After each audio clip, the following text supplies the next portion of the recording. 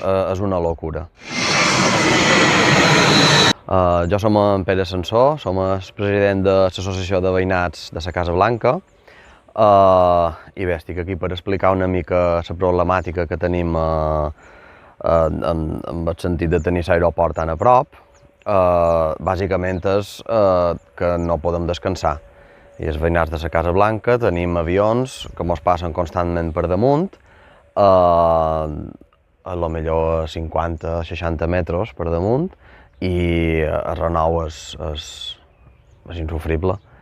I sobretot això ens afecta de manera encara més directa als vespres. Són les 1:20 de la nit i això passa per damunt la Casa Blanca.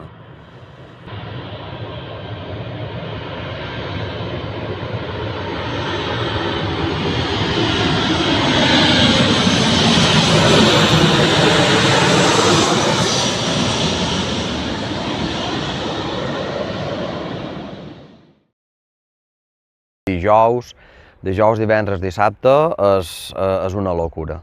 A lo millor comencen a passar de les 11:30 del vespre a les 12 i poden passar avions fins la 1, les 2 o fins i tot una mica més.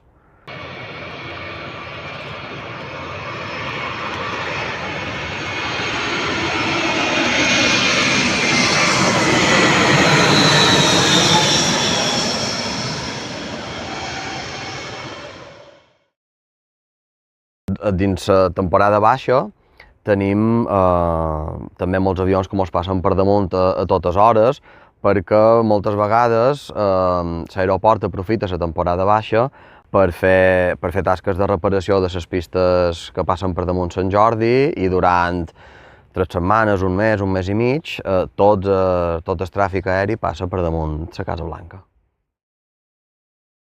Un dels tipus d'avions que mos impacten més per damunt el barri precisament són avionetes privades de gent que ve a passar l'estiu aquí, gent que té molt de dobbers, que en general és gent que se pensa que pot fer el que li doni la gana, passar per damunt l'altra gent sense haver de demanar permís i sense haver d'atendre a unes pautes mínimes pensant en la convivència dels veïnats.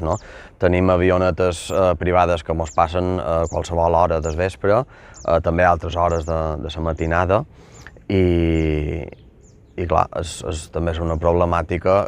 És cert que no fan tant de renou com els avions comercials o sobretot com els avions militars, però afecten directament en el descans dels veïnats també.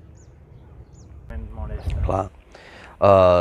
Després tenim una problemàtica que no tenen els altres barris que colinden amb l'aeroport, que és que quan hi ha maniobres militars, sobretot els avions de combat, passen tots per damunt la Casa Blanca.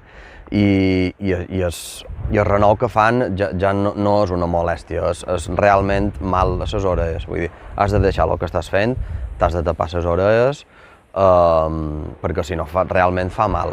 I això també ho notam